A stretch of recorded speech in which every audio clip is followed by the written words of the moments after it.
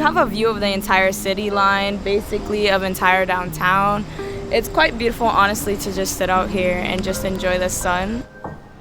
I'm standing next to some of the newest additions to that city line, Manhattan West in New York City's Hudson Yards neighborhood. Last episode, you heard from architects and engineers about how it took decades of planning and years of building to create this new living, working, and shopping space on top of what used to be a pit overlooking the busiest train tracks in North America. So you literally made new land, and those tracks, which transport thousands upon thousands of people an hour, they're still there. They're still there. And they never stopped. They're still functional. They ran the entire time. Yep.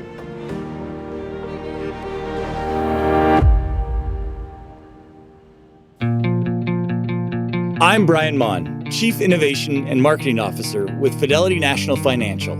And this is Built, the podcast where you'll meet creative leaders in the commercial real estate industry and hear how they do what they do.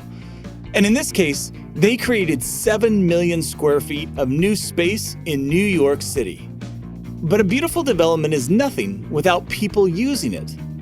And now that Manhattan West is built, will people come? And will they stay?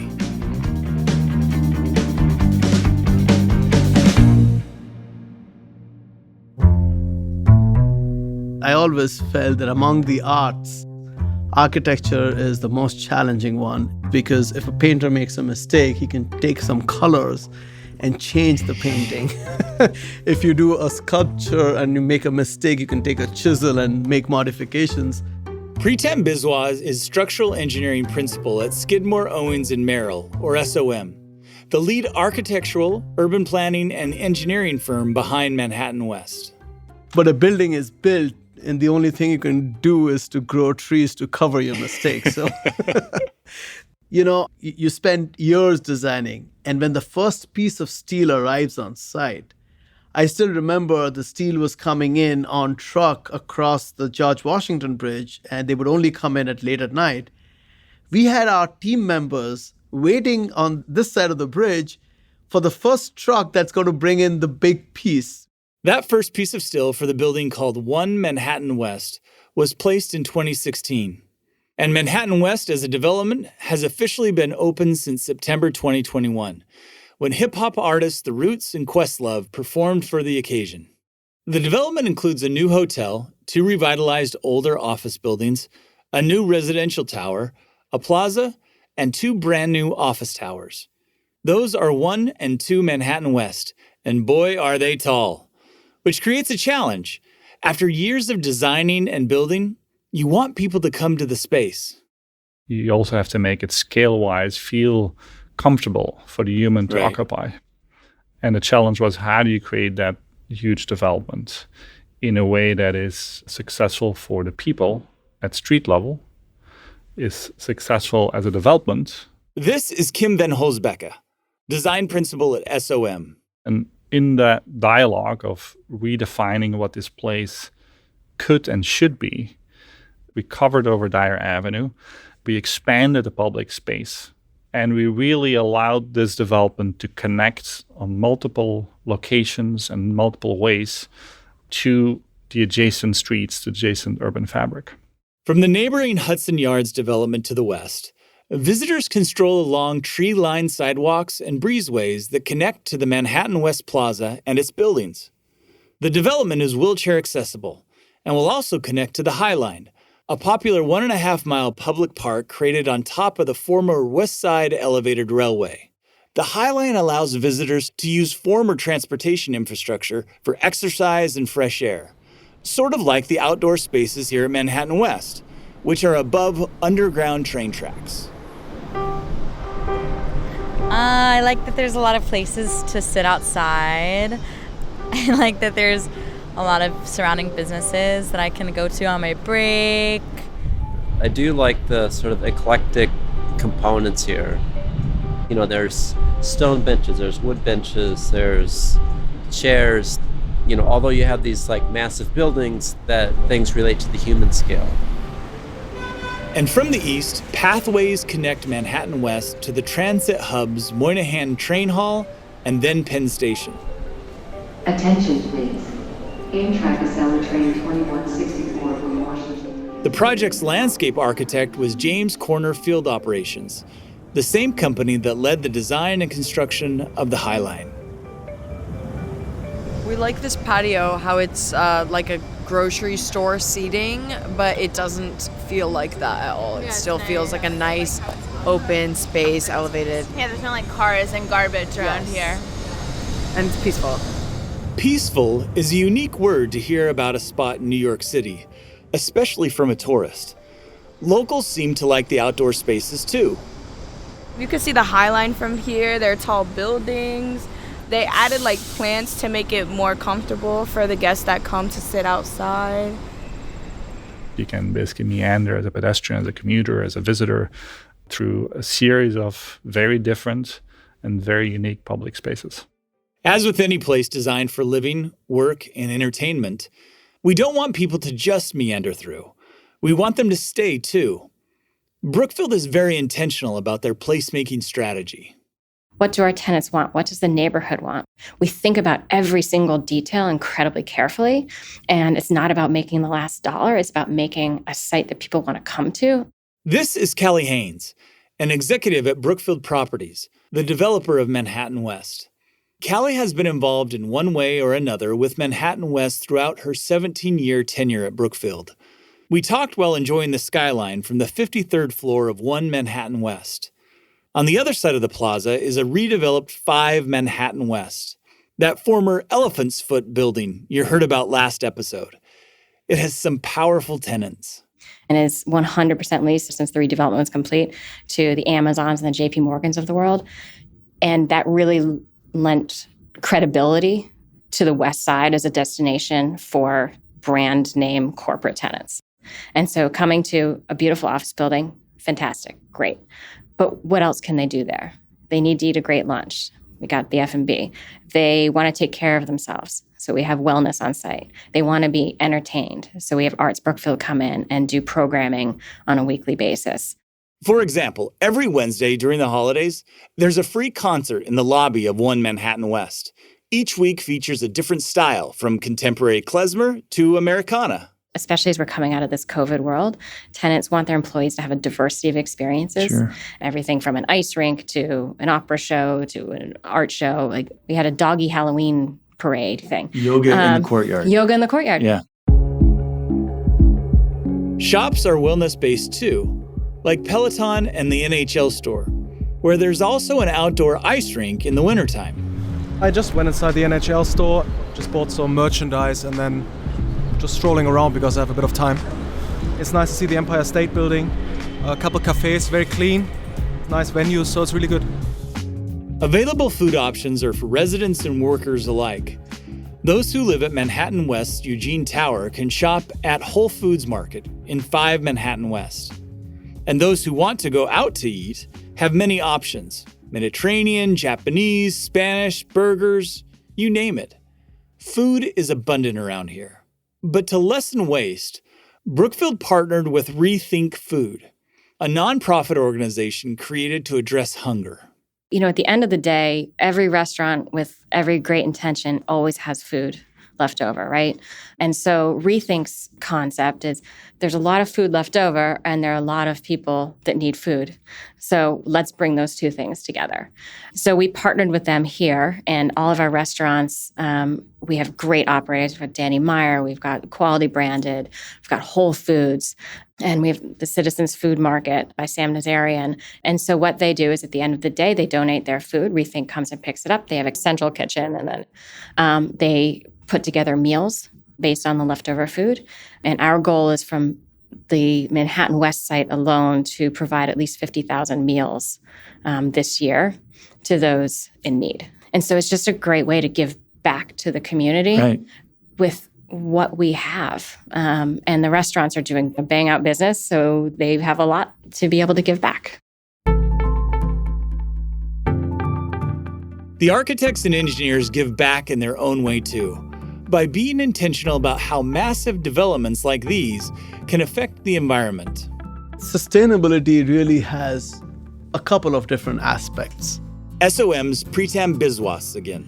One is how much energy you use on a daily basis to use the building, right, for its functionality. That is known as operational carbon. The other aspect is known as embodied carbon, which means how much carbon went into constructing that building. So how much material went into it? Efficient building with the least amount of material is not just something that we need to do just so that we can save money, but it is as important to save materials because there's only finite amount of material.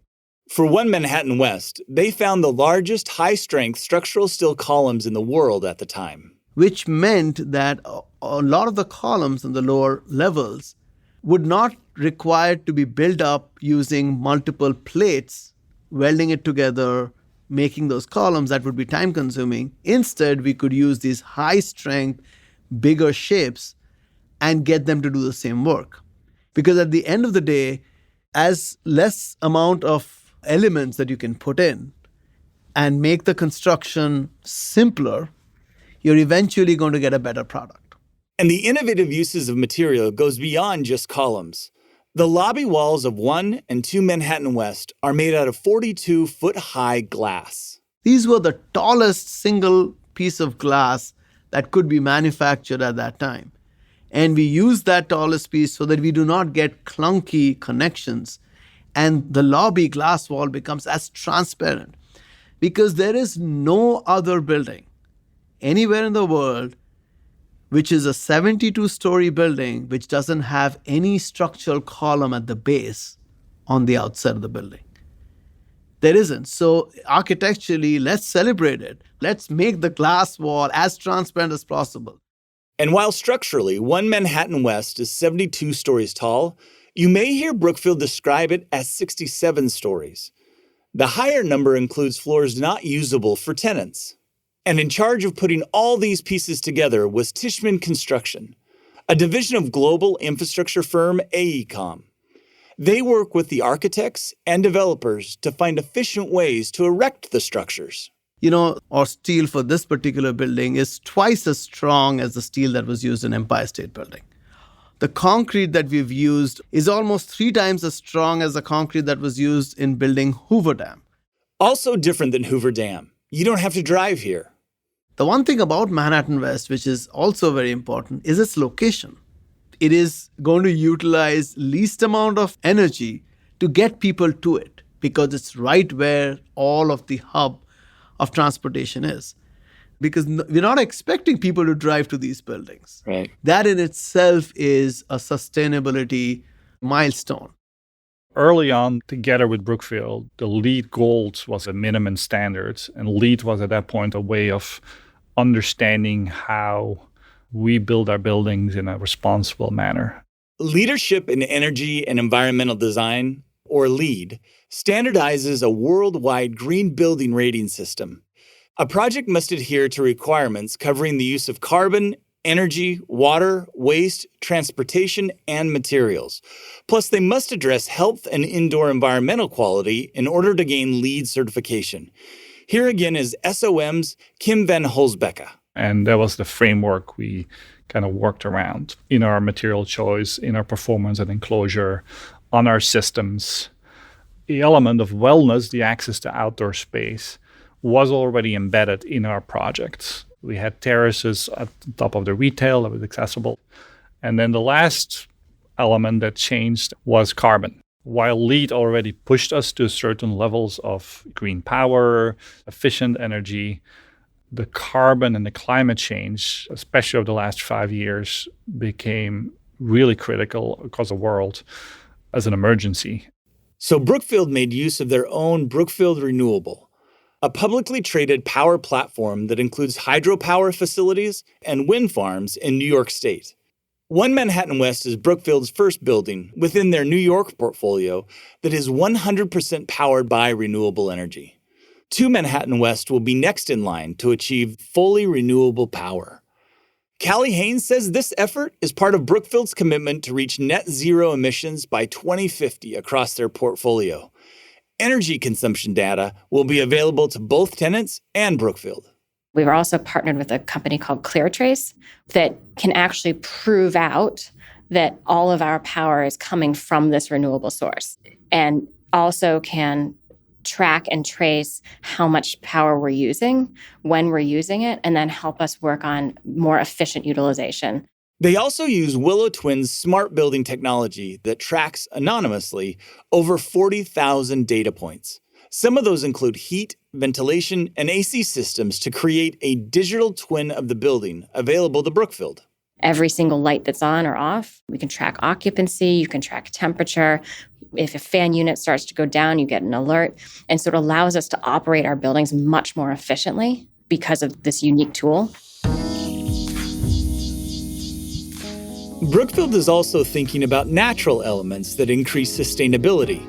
Stormwater is collected from the buildings, stored, and reused in the development's irrigation system to water plants in the plaza. Native species like the American elm and red maple were chosen because they need less water than other species. And in the spirit of supporting plants and their pollinators, Brookfield has topped the development with a different kind of population, honeybees. That's right, honeybees are kept on the rooftops, providing a supply of honey every year. Back outside at street level, people are still enjoying the day.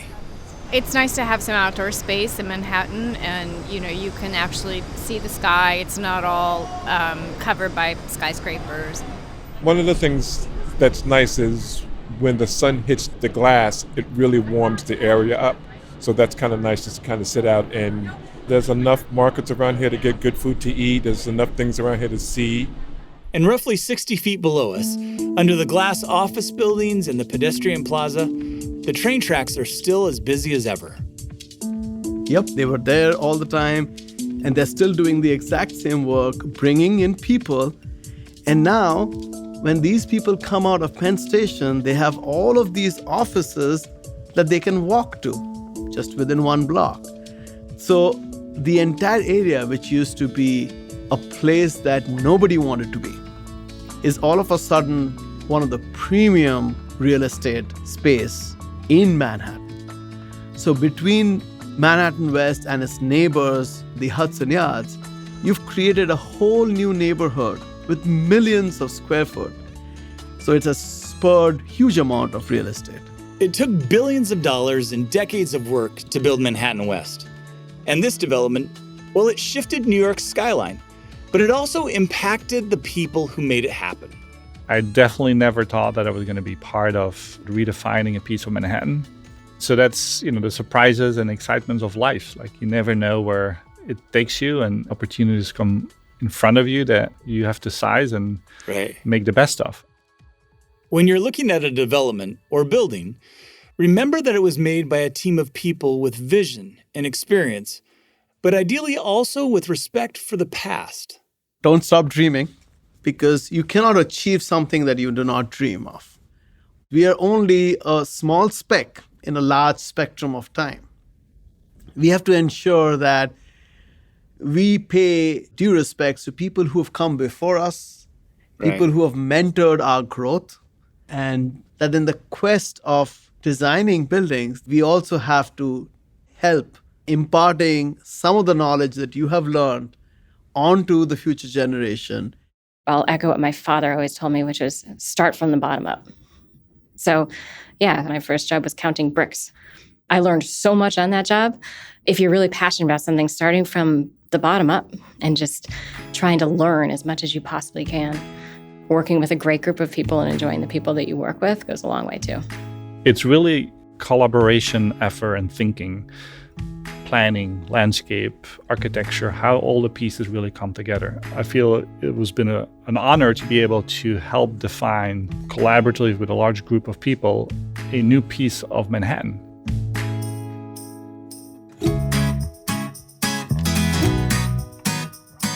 We hope you enjoyed our in-depth exploration of Manhattan West as much as we did making it. To see photos of our visit, head to builtpodcast.com. Thanks to our guests, and to Georgi Petrov at SOM, and also to Luana Garcia, Jamie Goodson, Aaron Dussert, Mila and Charlie from Toronto, Daniel Barthel, Heather Kirtland, Kevin James, and everyone who spoke to us around Manhattan West. We have more great interviews with colleagues in commercial real estate coming your way. We'll be back with our next episode in 2 weeks. Catch up on previous episodes of Built and meet more of the people behind structures from wind farms to warehouses, wherever you get your podcasts. Built is a co-production of Fidelity National Financial, PRX Productions, and Goat Rodeo. From F&F, our project is run by Annie Bartelos. This episode of Built was produced by Sandra Lopez Monsalve and Genevieve Sponsler. Additional support from Megan Nadolski. Audio mastering by Rebecca Seidel. The executive producer of PRX Productions is Jocelyn Gonzalez. I'm Brian Mon. Every story is unique. Every property is individual, but we're all part of this built world.